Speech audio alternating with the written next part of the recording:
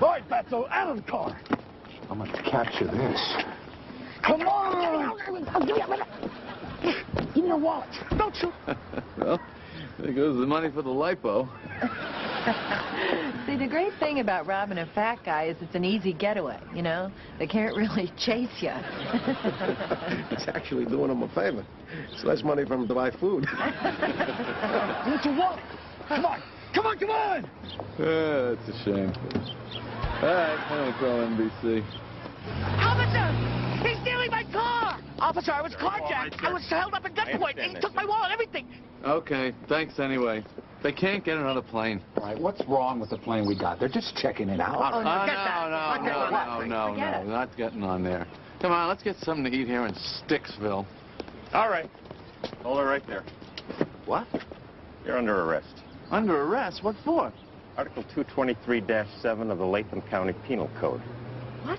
No, we didn't do anything. That's exactly right. The law requires you to help or assist anyone in danger as long as it's reasonable to do so. I never heard of that. It's new. It's called the Good Samaritan Law. Let's go.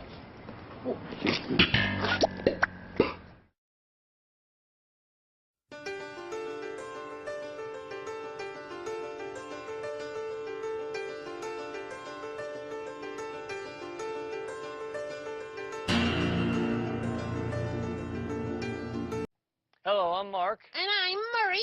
And we're here to tell you about the word empathy. Empathy, yes! Empathy! Tell them about the word empathy. What's wrong? You're not gonna believe this, Mark. What? But I can't remember what empathy means. No, that's okay. That's okay. I'll tell them what empathy means. Oh, boy! This is so exciting. Mark Ruffalo is gonna tell us about empathy. Oh, boy, oh, boy, oh, boy, oh, boy! Can I do it? Go, please, go for it, Mark. All right. Empathy is when you're able to understand and care about how someone else is feeling. Oh, right. That's what empathy is. Yes. I don't get it. What? Sorry. Okay. Let me see if I can explain it to you in some way. Okay, I'm gonna listen. Let's say I'm walking along and, What? I stubbed my toe.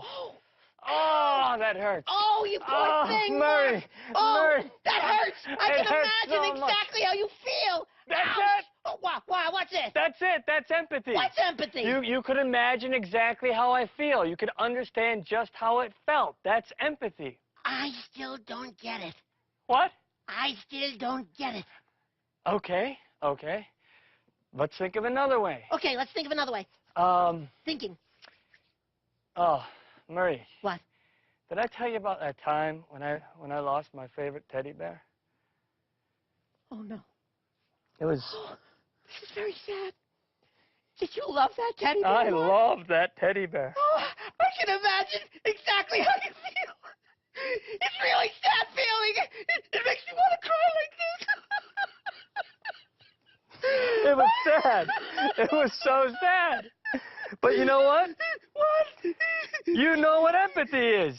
I do? That was empathy. What? You could understand how I was feeling, exactly how I was feeling, and understood it. That's empathy. I get it now. Yes, I get it. Yes, I understand empathy. You understand empathy, Murray. I'm so happy right now. I'm it happy, makes me want to too. dance the dance of happiness. I can imagine exactly how you feel.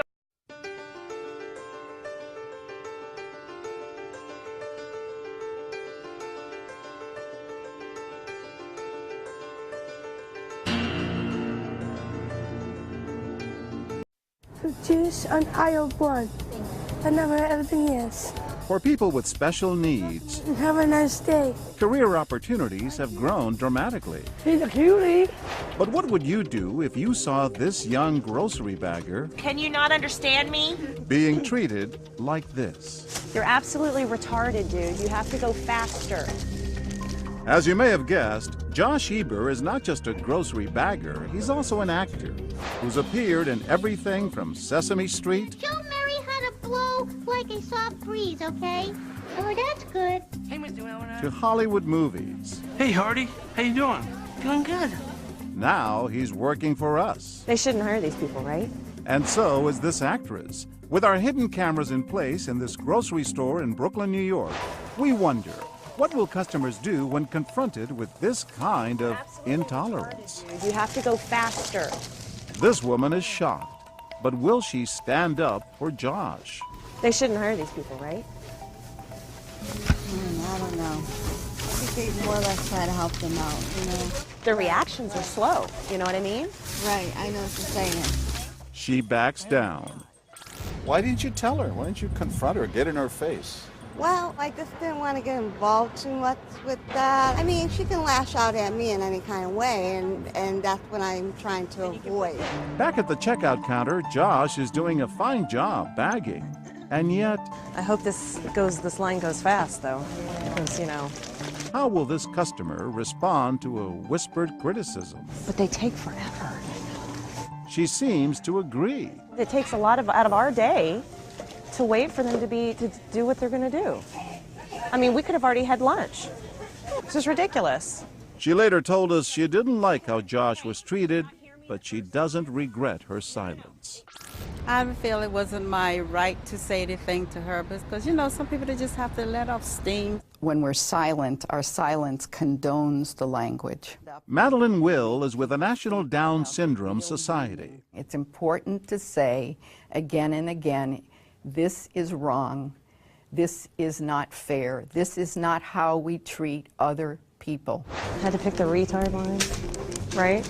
But experts say slurs like these are used all too often. You're going to have to double this. Have you heard of doubling? We wonder, can you believe they hire these people? will anyone fight for Josh? And then along comes this woman. Oh no, I didn't see this was a retarded line. The what? Retarded line. Did you just say that? I can't believe you just said that. Right? Aren't you? Can you just speed it up a little bit more, There's please? something dreadfully wrong with you.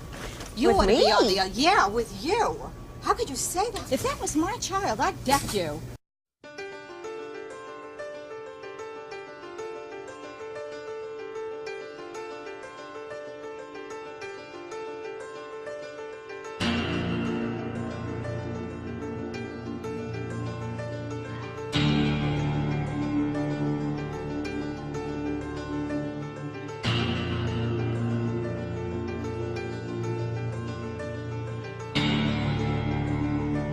Why would we want to help somebody? I know.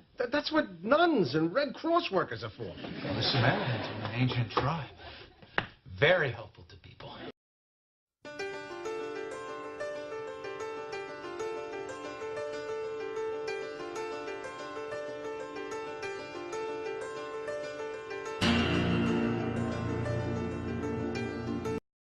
I feed 900 children every single week. Look at this smile.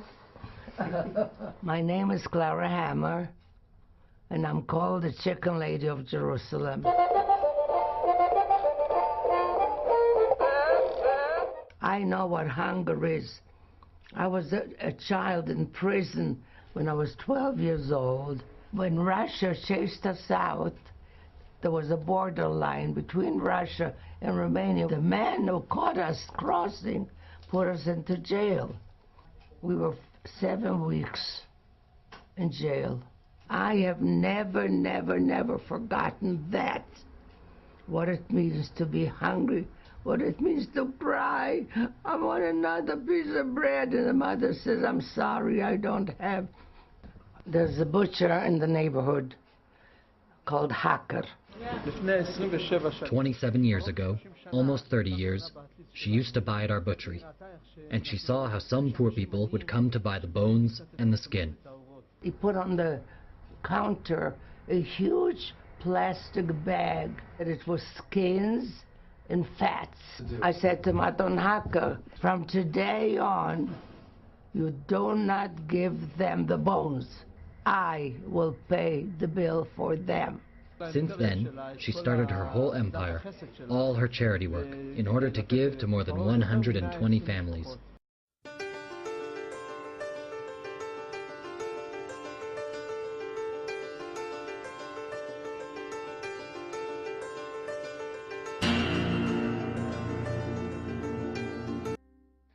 All right, are you ready for one of the most important questions you will ever ask in order to understand humanity? Here it goes. Are people basically good? To me, the answer has always been so obvious that I have been startled by the fact that a lot of people think we are basically good. Now, let me make clear as a bell, I am not saying we're basically bad. That is not my argument. I've been misquoted on this so often, I want to deal with it at the outset. We are not born basically bad either. We are born, if you will, in the middle. Not basically good, though. We are born innocent, but not good. Babies are not good. They're beautiful, they're adorable, they're innocent, but they're not good.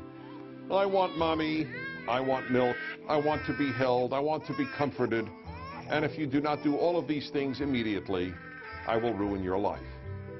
That, folks, is not goodness. That is pure narcissism. We are born narcissists, preoccupied with, number one, with ourselves. And that's the way we are when we're kids. Come on, folks, have you ever worked with kids? You're going to tell me kids are basically good? Oh, my God, have you ever seen the cruelty kids inflict on one another? Adults never act like that.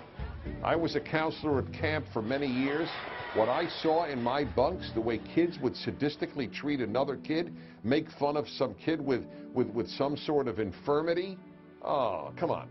People aren't basically good. We don't start out that way. How many of you have yelled at your kid? Now listen here. You share too much. You have to learn to be more selfish. Stop saying thank you so much. The idea is absurd. I don't know how many times I told my kids to say thank you because gratitude doesn't come naturally. The simple notion of gratitude, of being grateful for all you're given, doesn't come naturally. We have to be made into good people. With all the love in the world, you're still not necessarily going to be good. In fact, without discipline and without values, if all you're given is love, you may end up a well-loved barbarian, which is what has happened to a lot of people in my generation and the next generation as well. No, we don't start out basically good. We don't start out basically evil either. There are no evil babies. I've never seen a baby's picture up at a post office wanted for some crime. Of course not. But we're not basically good. So what does that mean? Once you understand that, life becomes far more understandable, and then we can make the world a lot better. How do you make a good world if you don't understand what you've started out with? We have to understand what we are beginning with, and we're not beginning with all goodness. What are we deep down? Neither good nor bad, and that's why making good people is the single most important project in human life.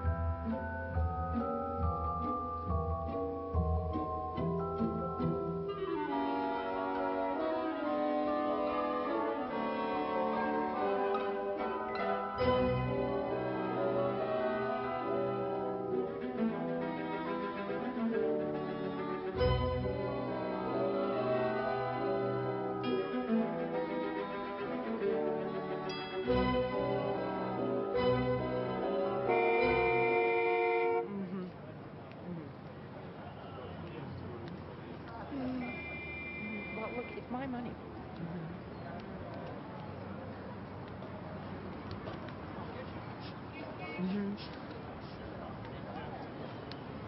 Transfer it from the trust account. It's there. And just get it done. I can't. We've been busy.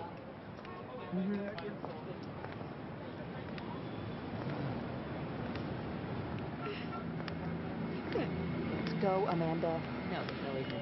Look, I can't help.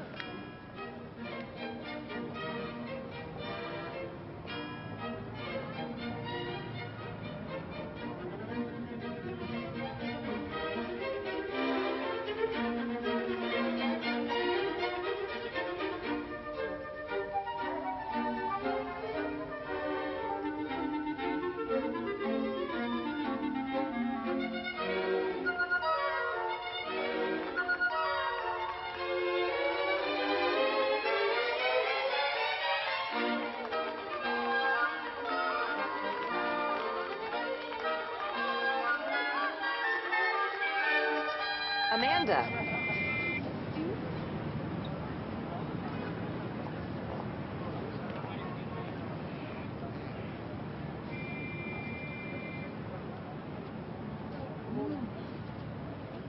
Really, Amanda, let's go.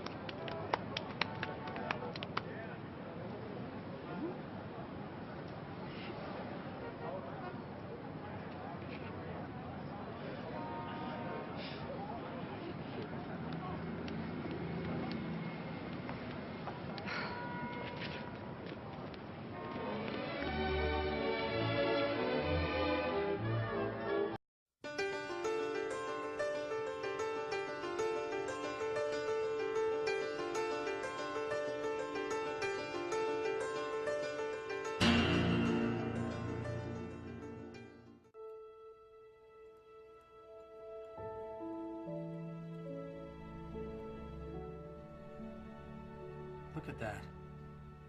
Bernie Wiseman passed away. What a shame. Who was Bernie Wiseman? Well, remember my dad, your grandpa, passed away when I was really young.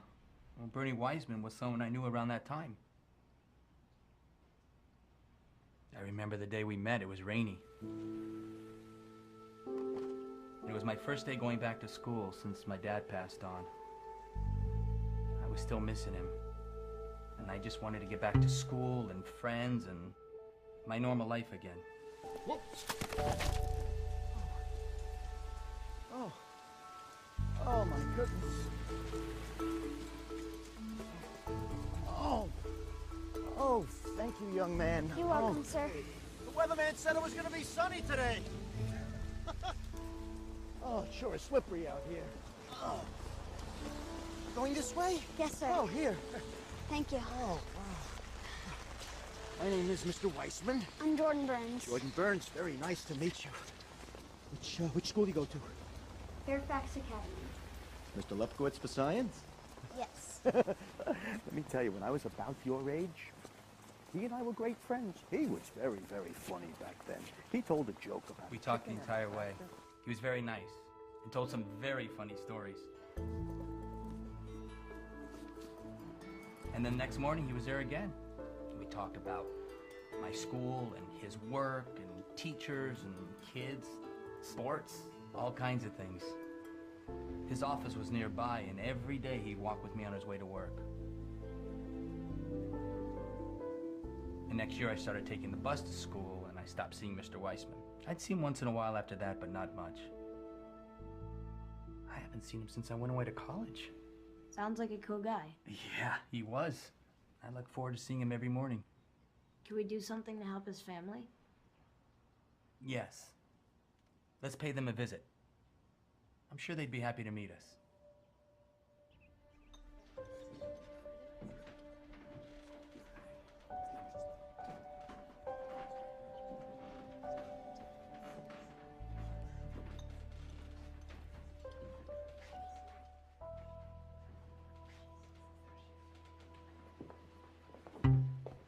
Mrs. Wiseman, hi. I'm Jordan Burns. You don't know me, but I knew your husband many years ago. I know who you are. How are you? I'm wonderful. Thank you for asking. This is my son, Levi. I'm so sorry for your loss. Thank you, both of you. It's nice of you to visit. What a handsome boy. Thank you. Please, sit down, sit down. So when did you and Mr. Weissman move to this neighborhood? Oh, we've always lived here, Jordan. But Mr. Weissman walked with me to school every morning on his way to work. We've lived in this house for more than 50 years. And Bernie's office has always been around the corner. Every morning. He met me on my street. I don't understand. Bernie heard about your father passing away, and he figured you might need a friend.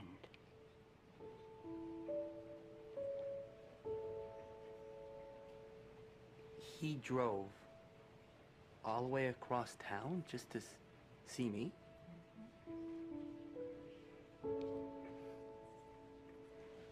That's my Bernie.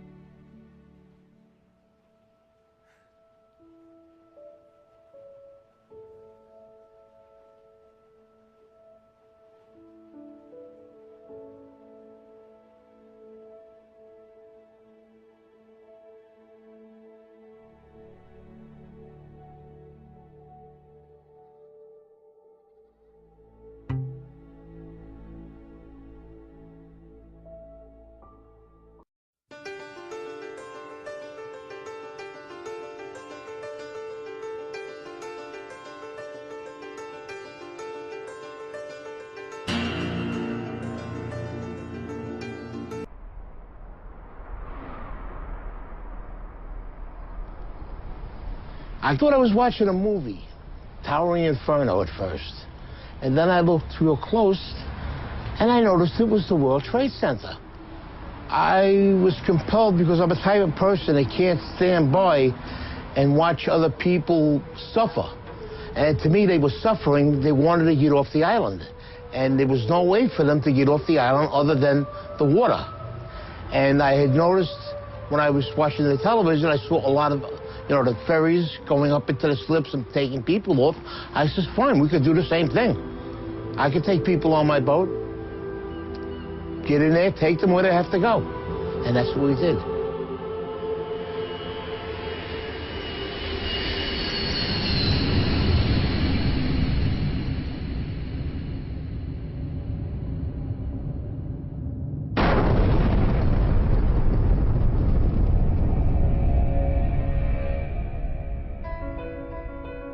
On the morning of September 11th, when the towers came down, millions of people ran for safety.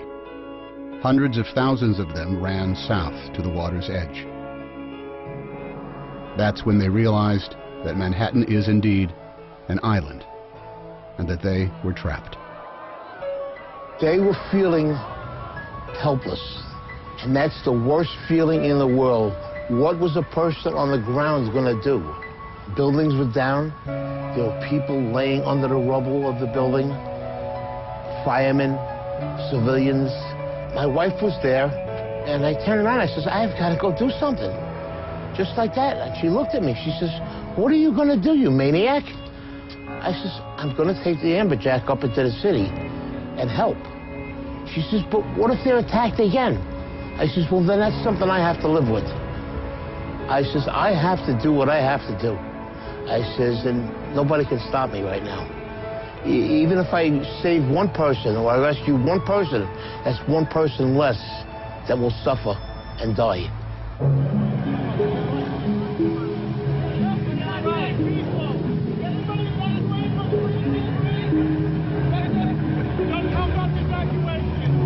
They were trying to evacuate Manhattan because nobody knew what was going on. You know, you didn't know something else was going to happen. It was just, a madness on one side and wanting to help people on the other side. They were just streaming out of the buildings, and the first mode of transportation they saw was a ferry boat. And that's when they knew, this is how I'm getting out of here. So they didn't even care where the boat was going. There wasn't panic in New York in the beginning, just volume. It wasn't until the first building fell that there was panic.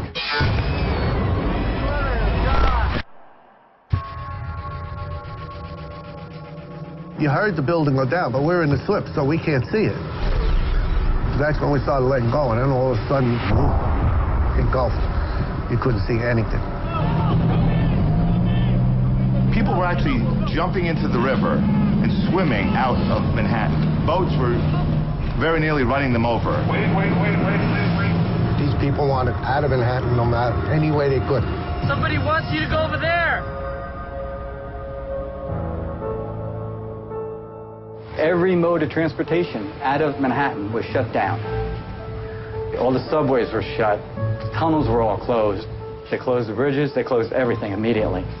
Boats, usually an afterthought in most New Yorkers' minds, were for the first time in over a century the only way in or out of Lower Manhattan.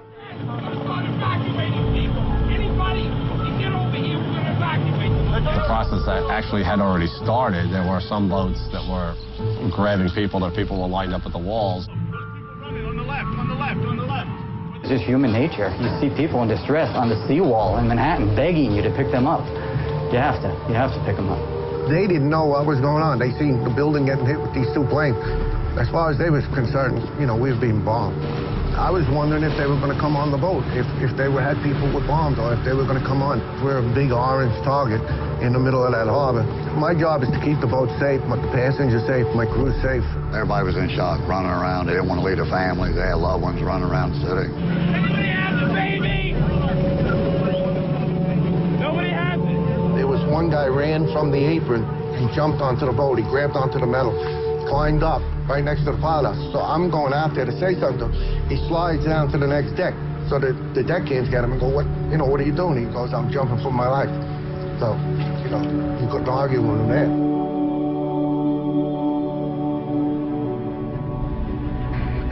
There was a small boat that was at the lower tip of Manhattan.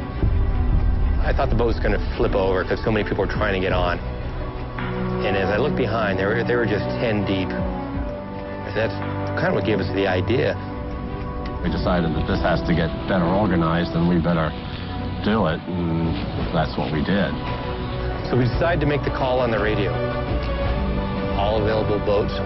This is the United States Coast Guard aboard the pilot boat, New York. Anyone want to help with the evacuation of Lower Manhattan? Report to Governor's Island. When that call came on the radio, they were coming. I was uncertain of who was going to respond. About 15, 20 minutes later, there are just boats all across the horizon. Literally 100 targets converging on the lower part of Manhattan. When we came out of that dust cloud, tugboats, I've never seen so many tugboats all at once. There was just like a fleet of tugboats headed to Manhattan. If it floated and it could get there, it got there. All different size, shapes, and forms. I mean, and they were zooming across this water. Ferries, private boats, party boats. I worked on the water for 28 years. I've never seen that many boats come together at one time that fast. One radio call and it just came together just that fast.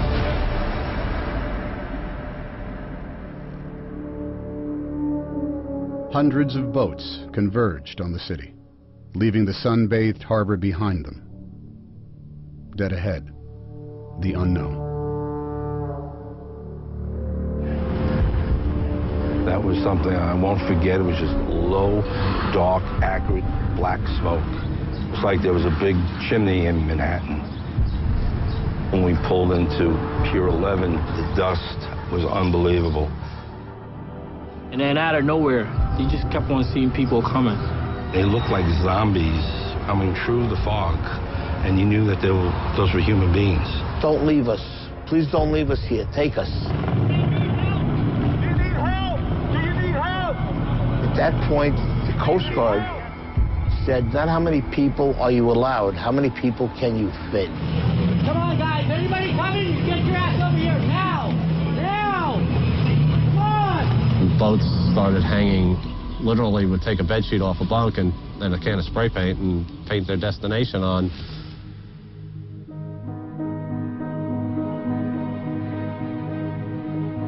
Some of these people never been in the water, never been on a boat before. Housewives, workers that do windows. We had executives. And the thing that was the best, everyone helped everyone. I want you to hold my hand. Come on board. Get inside. One at a time.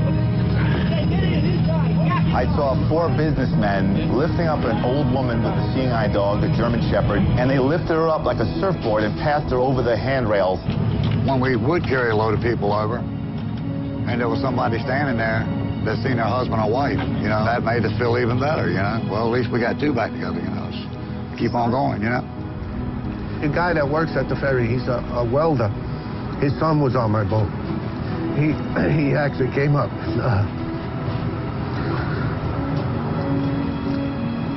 He thanked me. We went back and forth all day long, carrying boatloads, as many as our boat would hold. And it was a lot of people. A lot of people. You couldn't have planned nothing to happen that fast, that quick.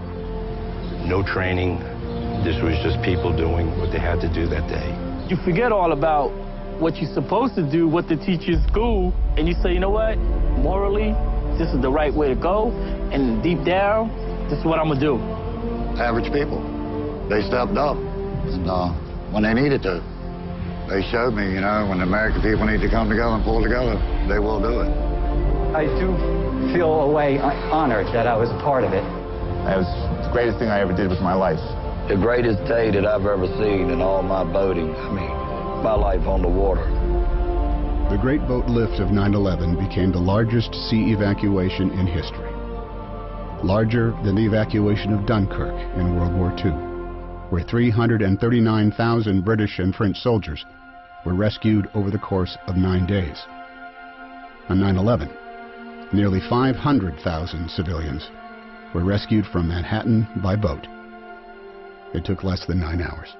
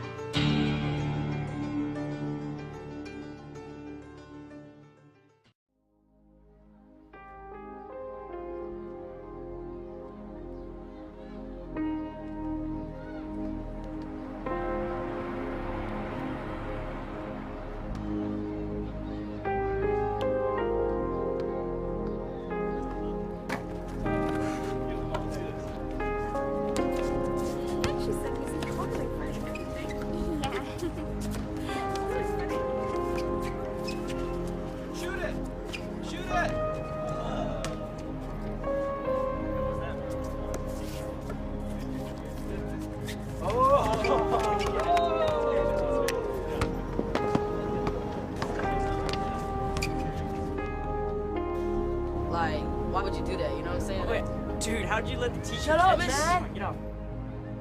Yo, look what we got here. Just look at this. Hey, Ray.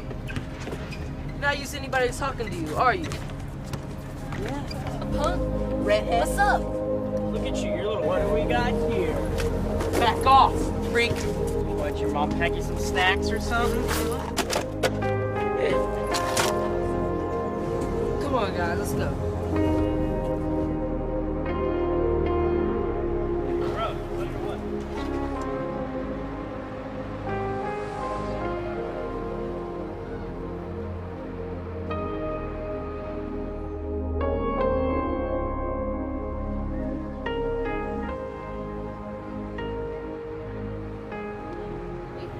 And it was pretty dirty, but I ain't gonna get into all the details.